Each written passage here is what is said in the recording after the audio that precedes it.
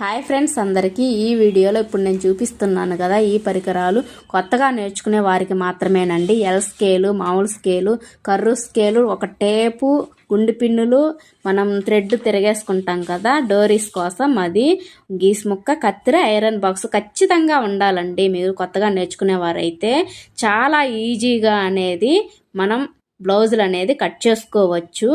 చూడండి, అప్పుడంటే ఇవన్నీ లేవు, ఇప్పుడు అన్నీ దొరుకుతున్నాయి కాబట్టి చాలా అంటే చాలా పర్ఫెక్ట్గా బ్లౌజులు కటింగ్ అనేది చేసుకోవచ్చు. ఈ వీడియో కనుక మీకు ఎంతో కొంత యూజ్ఫుల్ అవుతుందనే ఉద్దేశంతో నేను ఈరోజైతే ఈ వీడియో చేయడం జరిగింది.